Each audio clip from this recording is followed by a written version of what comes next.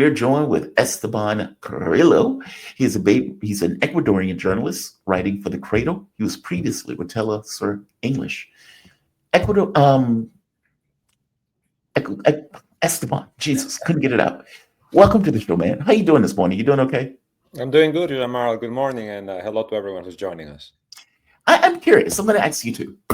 Give me your thoughts on the Trump. Well, first, did you look into the Trump Putin call? I know this is not why I brought you on. I'm just A bit. I saw curious. Okay. what I saw in the headlines. Yes. What did you think about it? Where's your mind with the whole Trump negotiation stuff? Well, I think it's good, obviously, right? That there's a diplomacy happening. Yeah. I think this is what we have been missing for. We're still missing, actually, right? It depends where you look at. If you look at Russia, Ukraine, seems that diplomacy is the name of the game. If you look elsewhere, it's not, sadly. Not so much. But I think it's a good step. I hope it leads to peace. I hope it leads to an end to that carnage.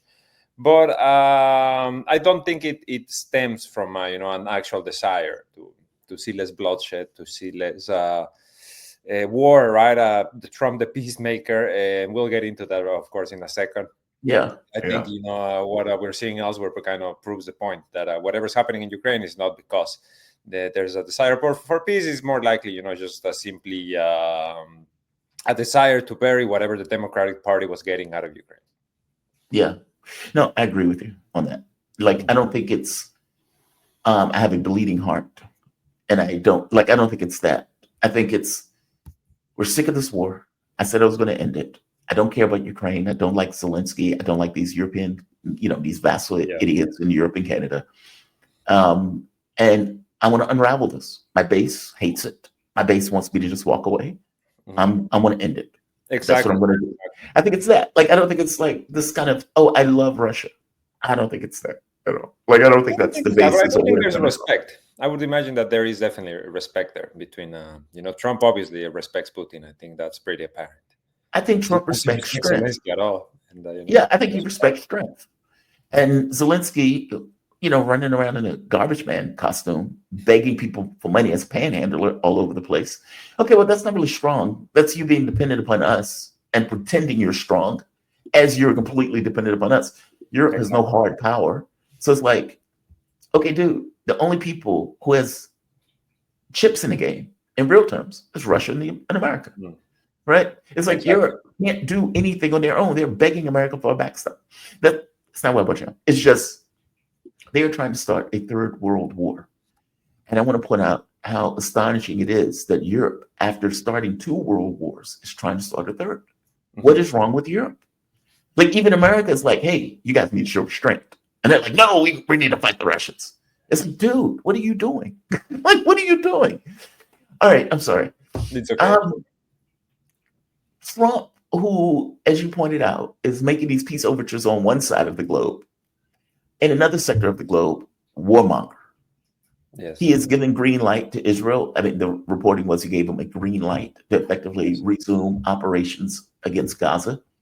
And again, we're talking about a green light after Israel violated the agreement over and over and over, never lived up to the agreement where Hamas was like, let's move into the second phase. Let's stick and stuck with the deal as Israel continued to violate it. And then Trump is like, yeah, go ahead, bomb the hell out of it. When it was Israel violating the deal, I'm trying to nail that part down, right? Because to give Israel a green light to go bombing after you've filled their coffers with weapons and missiles and bullets and everything else, and it was them that violated it, it's pretty outrageous, especially when you go to the Muslim community and say, hey, give me your vote. I'm going to stop the war. I'm going to stop the conflict. Good point. That's astonishing. Very good point. Give me your take on this. I mean, because he's also opened up a bombing campaign on Yemen while this is taking place with Israel going after Gaza. Give me your take on this. Well, maybe to continue on the previous point about, I think it's very interesting what you said, right? That he's trying to appeal to his bases to his voter base by doing what he's doing in Ukraine, and at the same time, I feel like the whole media apparatus, the whole political apparatus in the U.S. is just at the service of the Israeli lobby, right? No matter what Israel does in Gaza or elsewhere, there will always be justification. The justification today is that Hamas blocked the deal, right? That's what all the Western media is saying across the board. They are conveniently forgetting that it was Israel who delayed the entry into phase 2 of the deal after, successfully completing phase 1, despite constant violations, despite not allowing enough aid into the strip, despite not allowing any mobile homes, despite allowing a fraction of the tents that were agreed upon, despite killing dozens of Palestinians during the ceasefire. And now you have this expansion, right? This return to the war, which is what Israel has been angling for since the beginning. And then again, I feel like this brings into question what were the motivations at the beginning of the ceasefire anyway, because the ceasefire is achieved essentially before Trump comes into power. Right? He signed a couple of weeks after, but the ceasefire, the talks and negotiations, they become very serious even before he comes into power. And now it's the complete opposite. And I think this has been a constant in the second Trump government, which is, today I do one thing, the next day I do the complete opposite of it. We saw it with the tariffs. We keep seeing it with the tariffs, that they come and go every day, it seems.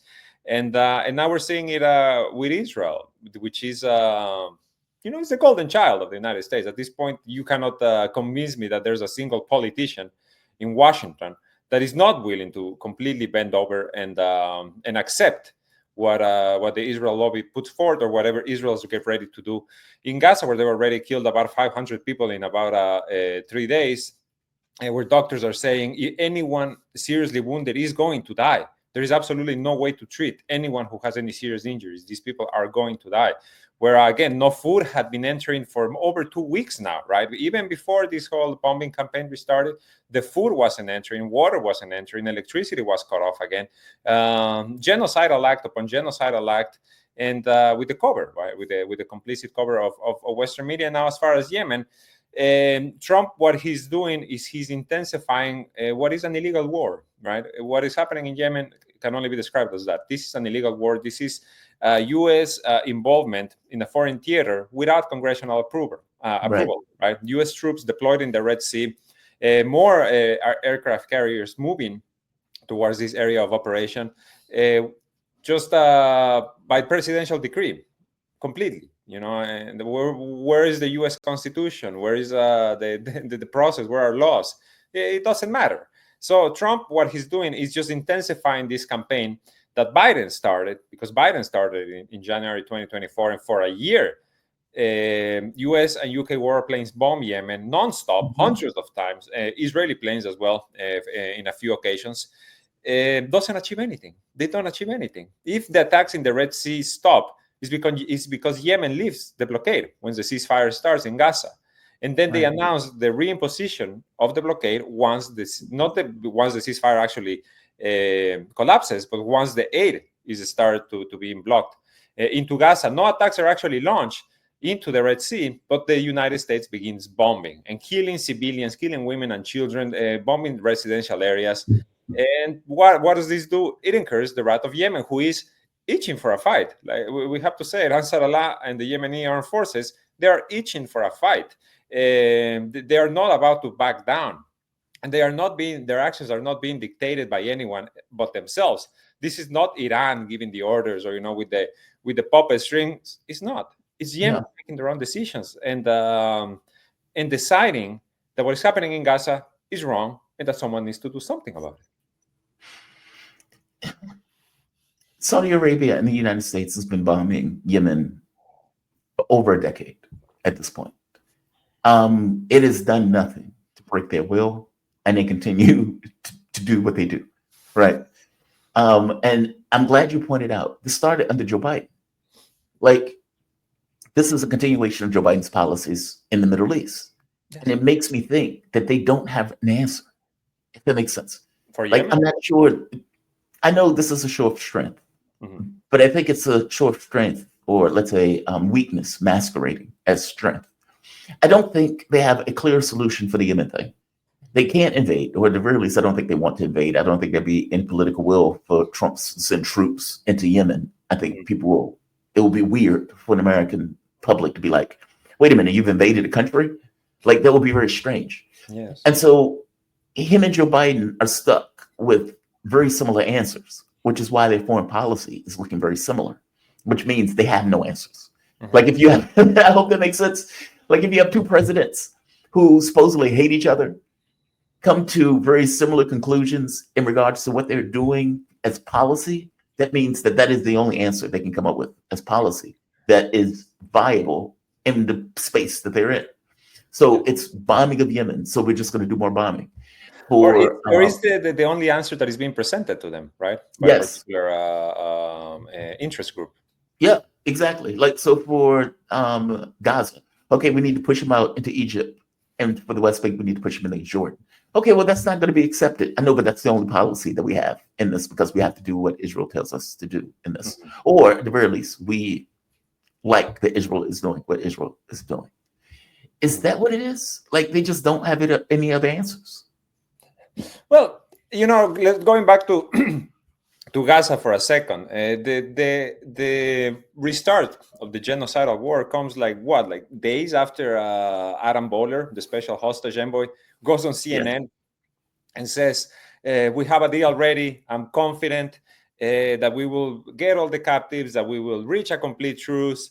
The U.S. is not an agent of Israel, and Hamas, they're not these men with horns on their head, devils. Yes. They're actually pretty nice guys." He says all of these things in an interview, gets sacked like a couple of days after this. Wait, let's be clear. Was also doing back channel communications with Hamas. Yes, this is after Israel found out and outed the fact that he was trying to do back channel communications with Hamas. Exactly. Didn't like the fact that he was doing it because he didn't want the U.S.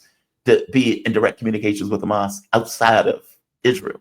Yes, they didn't want anything to threaten the return to war. That's it. That's simply it. And that was the policy from the beginning. From the beginning of the genocide, from the beginning of the ceasefire, it hasn't changed. Even today, right? There's mass protests ongoing in Tel Aviv and occupied Jerusalem by Israelis who don't want the internal intelligence chief, the Shin Bet chief, to be fired by Netanyahu because he's currently investigating failures in the Netanyahu government on October 7 and corruption, because Netanyahu is an incredibly corrupt leader. When even if you remove everything else from him, he's still just like a corrupt leader who is being investigated. So a return to war is necessary, as we have said many times.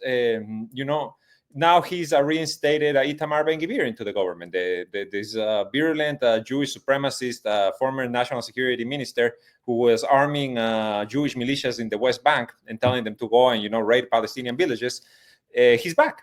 He's back in the coalition because he left, right? When the ceasefire started, he left. Right. He made a big show of it. Now he's back. Netanyahu is, again, closing the ranks around himself.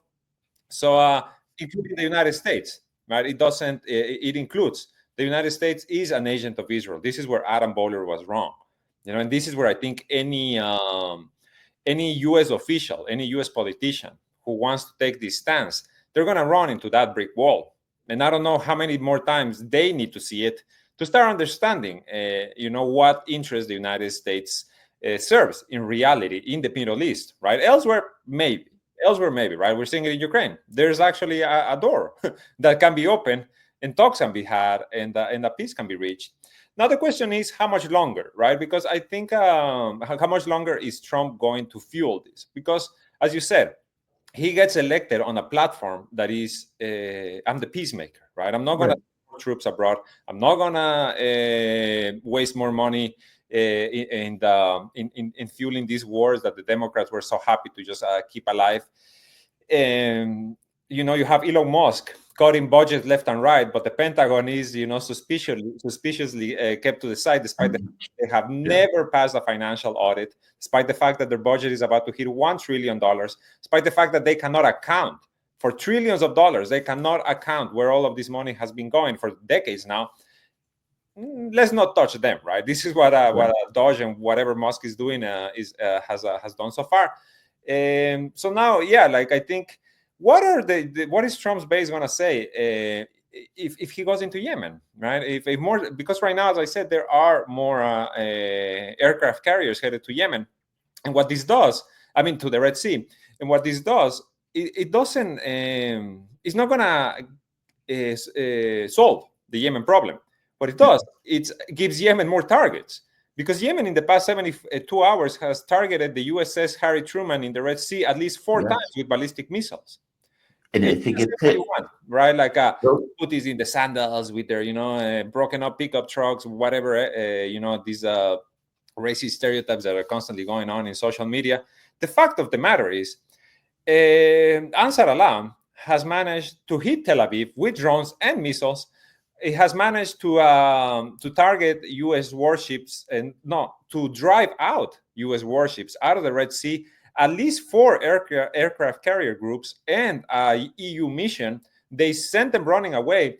And all officials that have given an interview that served in the Red Sea during the last year, they were talking about how this was an unprecedented battle, that this was the biggest naval battle since World War II for the United States Navy, that this was the Undersecretary of Procurement or some U.S. official last in November, he gave this interview, and he was so frank about what happened in the Red Sea. He was saying, "I have been around missiles my entire life.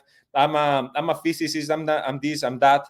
And in my however many years of service, I have never seen anything like what the Yemenis are able to achieve and what they put us through in the Red Sea." This is what Western officials were saying about Yemen. yeah. So send more ships.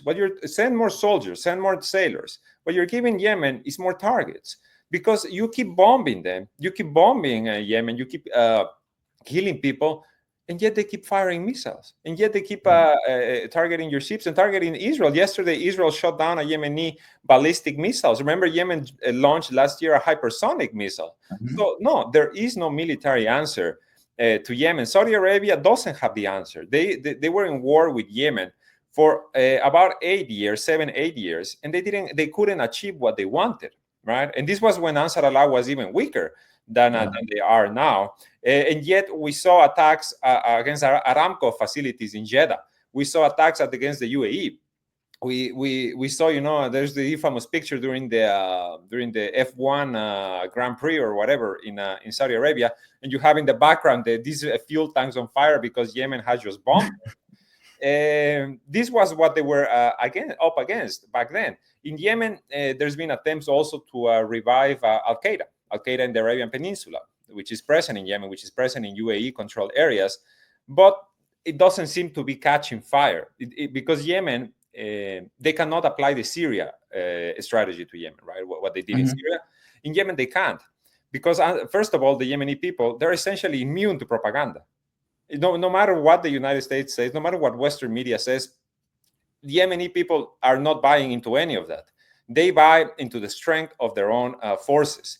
And what the war, the genocide in Palestine, and the war that has been launched against Yemen, what they has achieved inside, is to bolster support for Ansar Allah, is to create more support. Last year, you had defections from the Saudi-led coalition, generals, commanders, defecting to join Ansar Allah, to join the Yemeni armed forces, because they were all saying, we're not going to be on the side of the Zionists. Yeah. What kind of shame would that bring on our name? What kind of shame would that bring on our family? So I rather defect. So again, what is the answer? I mean, there's an obvious answer. The most obvious answer is right there. And that is stop the Gaza genocide. Stop it. Yeah, stop the war. Exactly. Just stop it. What else is there to bomb in Gaza, Jamar? What else? There's nothing else to bomb in Gaza besides people. That's right there. That's the other thing. What is the military objective in this? Like, what are they operationally? What are they trying to accomplish? As you say, there's nothing else to bomb. Like, what are you bombing? Tents? I mean, you've bombed all the schools, you've bombed the hospitals. There are no hospitals in northern Gaza. You've destroyed everything. I think it was something like 80 to 90% of the buildings were gone or destroyed. Yeah, like 80% are completely destroyed. Right. So what are they bombing? I don't get I guess what I'm asking, and maybe this is a stupid question, what is the operational objectives of this continued bombing at this point?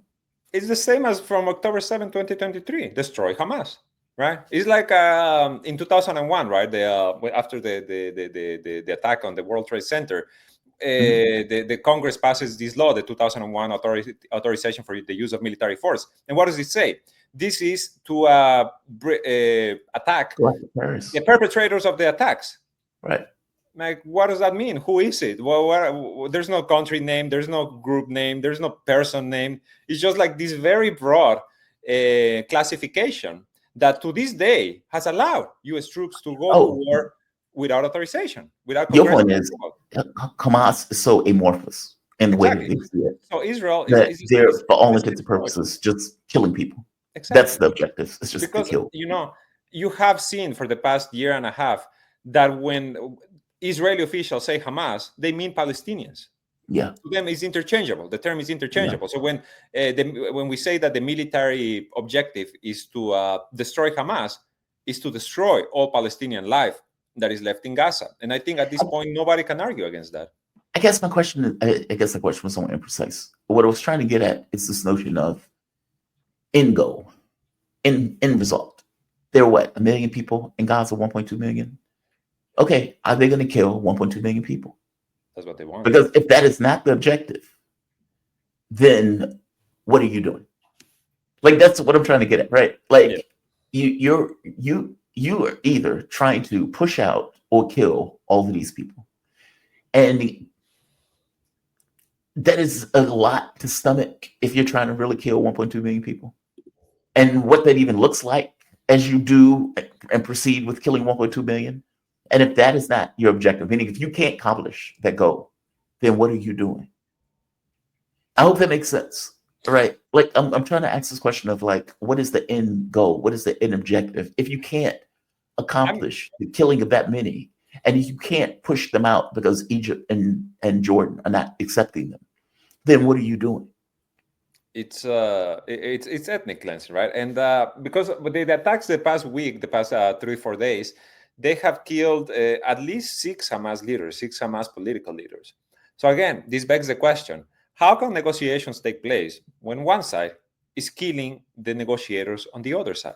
Right? Yeah. Imagine if Russia, right? If Russia starts killing They killed Rubio. Ukrainian negotiators, targeting them and their families, what would the Western media say about this? What would Western leaders, what would U.S. politicians be saying if that happened? Because that's exactly what is happening currently as we speak in occupied Palestine. So, what is their end goal? Their end goal is to take the strip, control the strip, rebuild their settlements. This is the Israeli project, after all. And right now, it seems like doesn't matter who sits in the Oval Office. Israel's going to get what they want. But more importantly, at this point, Netanyahu is going to get what he wants: a wanted war criminal, right? Arrest warrants from the ICC against his name. He is getting everything. He's getting absolutely everything. This does beg the question: is this going to be forever? Is this going to be is there's not going to be any pushback from Trump's voter base? Which, let's be honest, a big chunk of them pro-Zionist, pro-Israel.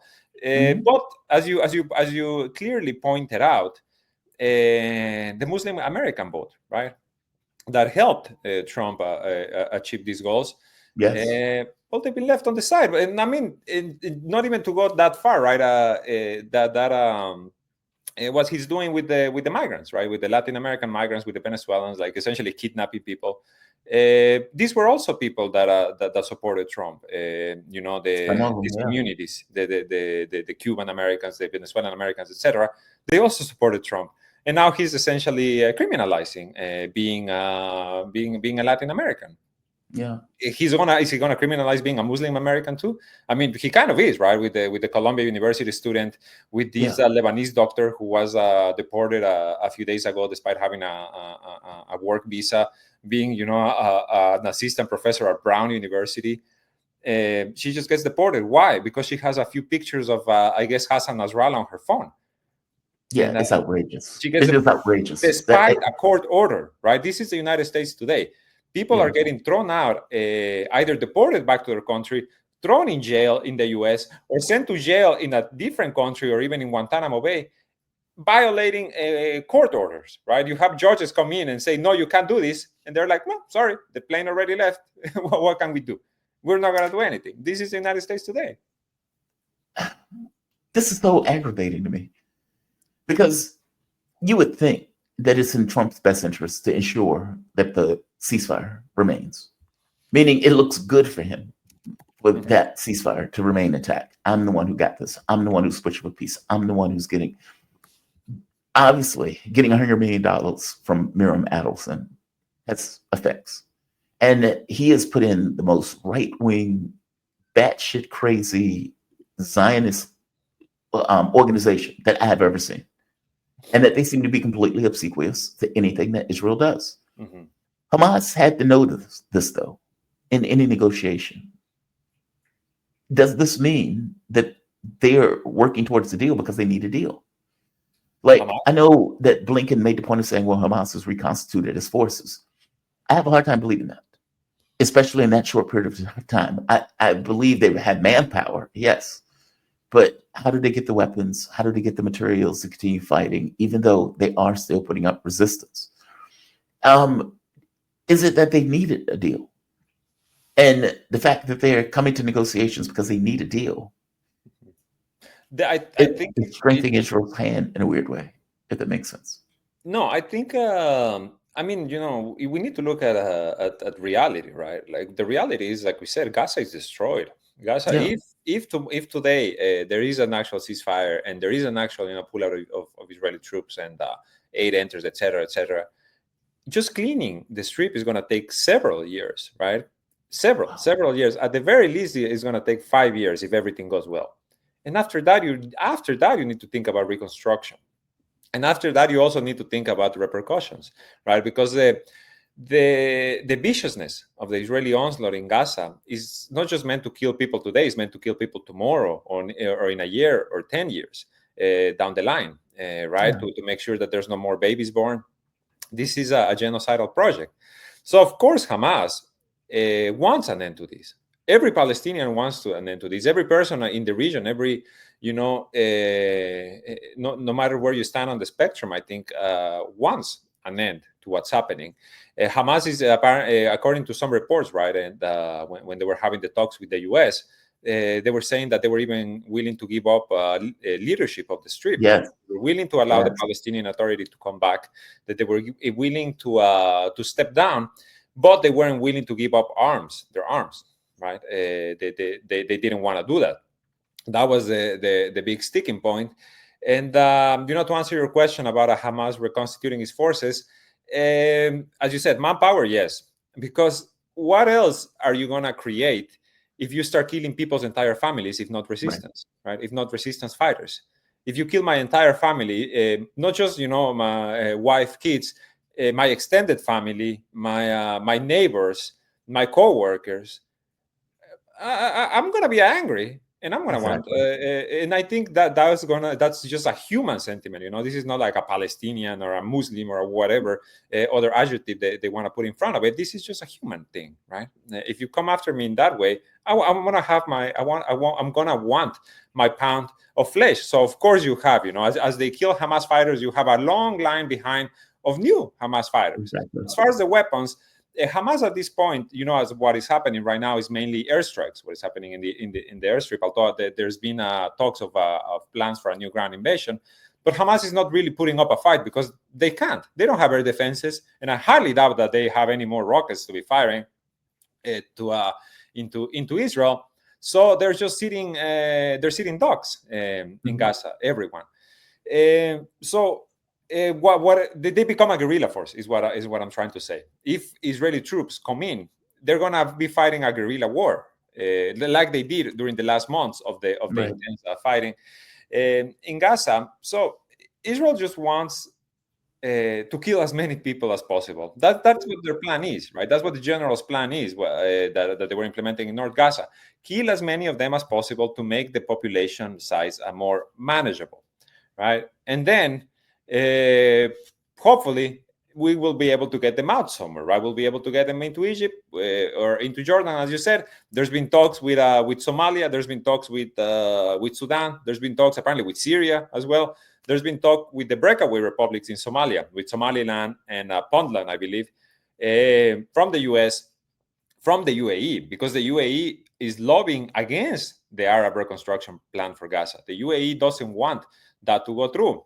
The UAE, a very close ally of Israel. So what is the answer then, right? Because all of these countries are saying no.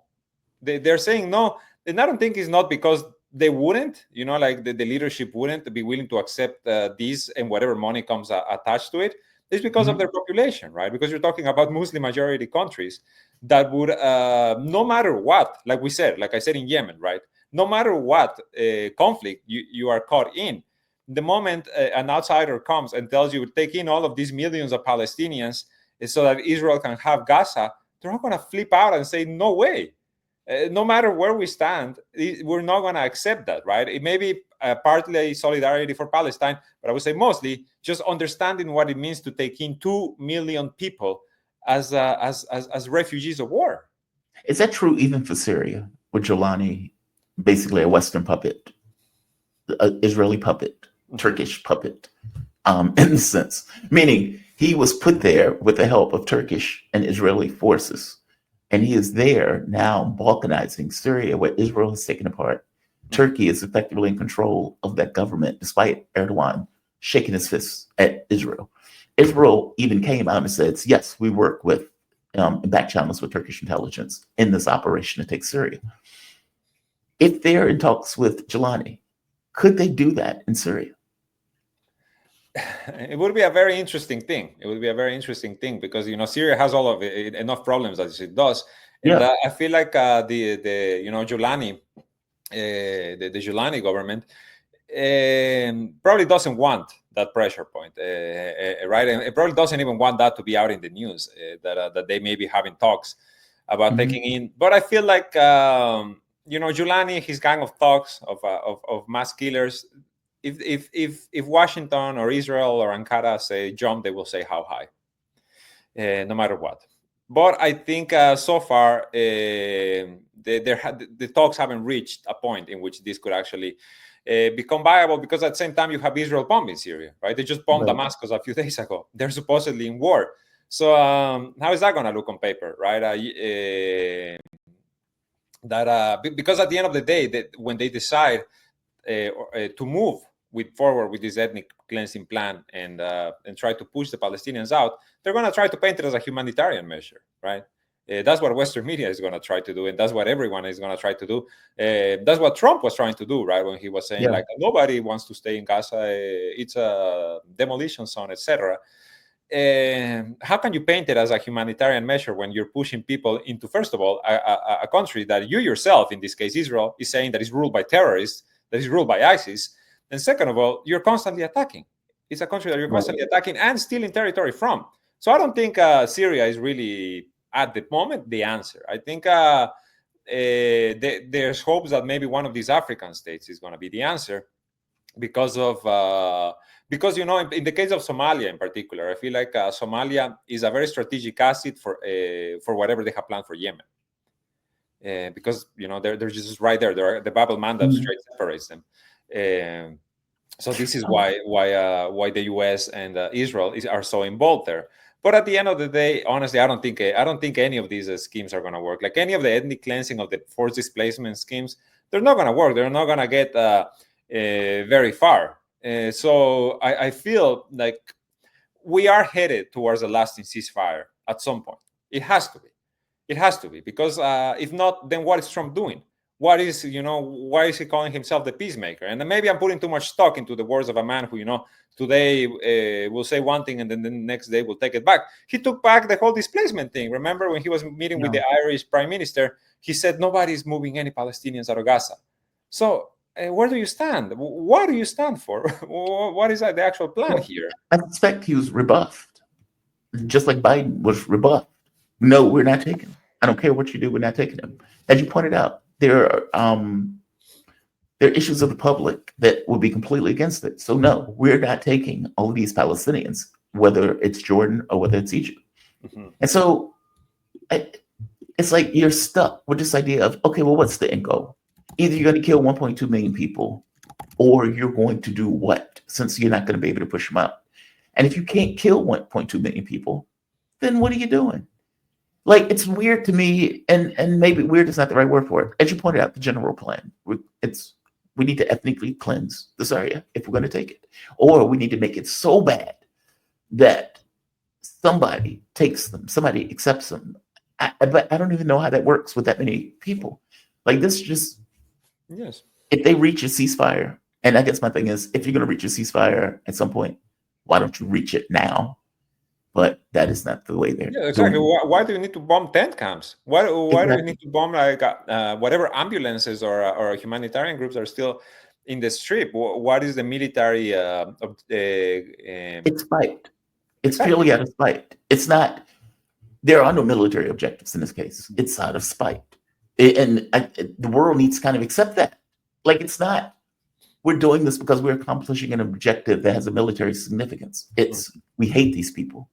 We hate these people, and we're doing what we can do because we do hate these people. It's disturbing and very sad Indeed. that we have locked ourselves on to this murderous regime as it goes about this genocide. One more thing on Yemen. I am fascinated by something that you said because you're absolutely right. When people have an image of Yemen, they're thinking guys in flip flops driving pickup trucks with, a shooter on the back.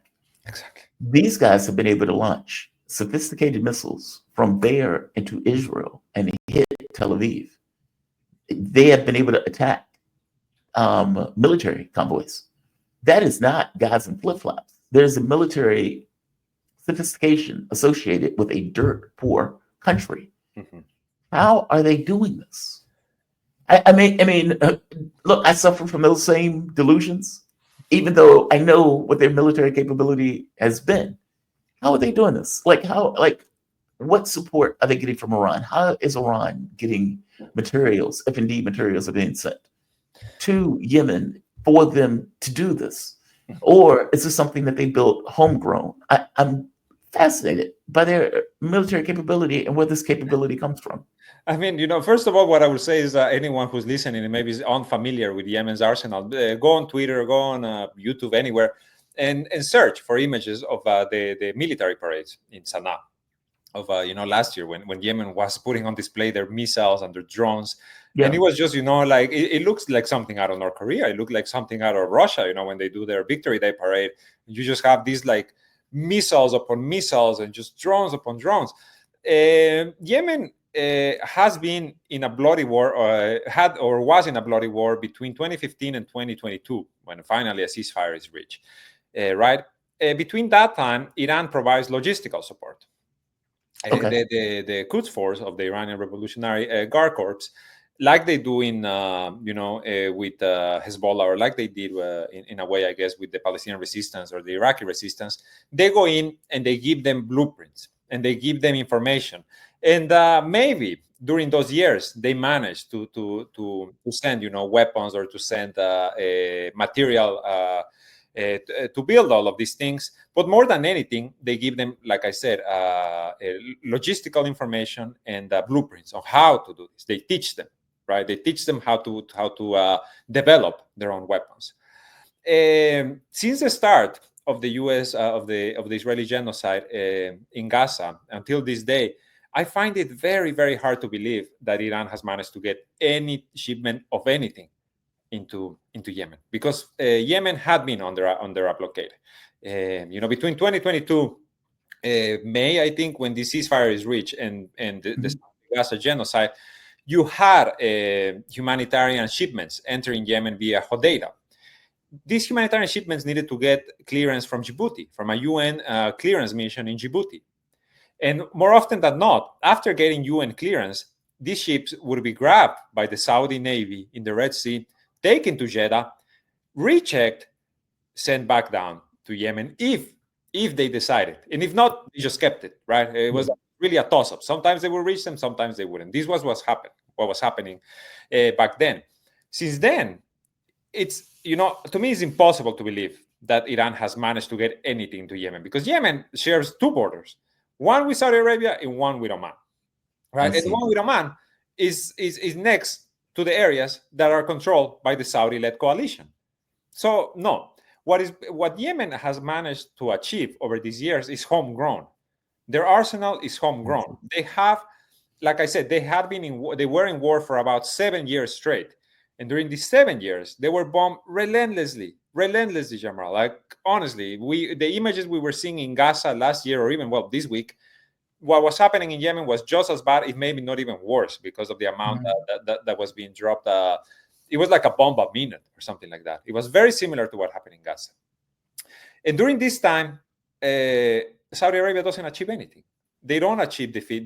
They don't remove Ansar Allah from Sana'a. They don't diminish their military capabilities. They, like I said, they continue getting attacked to the point that they are forced into a ceasefire. Saudi Arabia is pushed into accepting a ceasefire because just things are not looking good. Remember, this war was supposed to last 2 weeks when it was announced, and it ended up lasting 7 Obama years. gave it the green light. That's right. Exactly. Obama giving the green light, indeed. And then so Yemen, what do they have? They have underground tunnels, like any other resistance faction. They have everything that they have and they do is underground.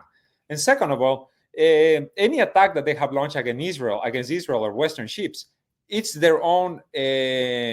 Is of their own creation. Is of their own, devising. They build these missiles. They are launching them. They are, where are they getting the material from? Maybe they already had it. Maybe they already had it from years back, or maybe they're getting it from somewhere else. But like I said, it's very hard to believe that Iran is the one that is, sending all of these missiles and they're getting into Yemen right now. There's no way. Yeah. There's no way, especially now that this is happening. Same with the drones, right? Because the Yemeni drones are truly the nightmare. It's not the missiles that scare the U.S. Navy and others. It's the drones that they are able to send, which are essentially their own version of the Iranian drones. Because again, the Iranian planners, they go, they teach them, they show them, they give them, experts, and then essentially tell them, go and do your thing. Now you have the capability that we're seeing today. I'm fascinated by that because it's so unexpected, and that makes it because I guess my memory of Yemen is what you're talking about with the war with Saudi Arabia, where it was like the poorest country suffering famine and on untold levels during that war, and they went from that to here's a hypersonic missile landing in Tel Aviv, and it's like okay, even the that United is fascinating. It's biggest battle since World War II. I mean, it's just amazing. Esteban, man, I always appreciate having you. I always appreciate these conversations. Esteban Carrillo, he's an Ecuadorian journalist, currently writing for The Cradle, previously with Telesur English. My man, be safe, Esteban. Thank you for this. Thank you, Jamal. We'll talk next time. Bye-bye. Absolutely. You have a good one. Be